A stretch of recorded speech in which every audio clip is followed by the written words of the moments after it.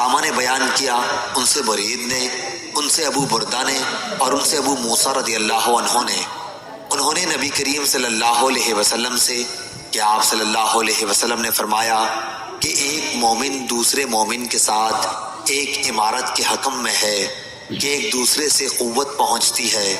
اور آپ نے اپنی ایک ہاتھ کی انگلیوں کو دوسرے ہاتھ کی انگلیوں کے اندر کیا۔ صحیح بخاری حدیث نمبر 2446۔ میں نے معاویہ بن سوید سے سنا، انہوں نے برا بن عازب رضی اللہ عنہ سے سنا، آپ نے بیان کیا تھا کہ ہمیں نبی کریم صلی اللہ علیہ وسلم نے 7 چیزوں کا حکم فرمایا تھا اور 7 ہی چیزوں سے منع بھی فرمایا تھا۔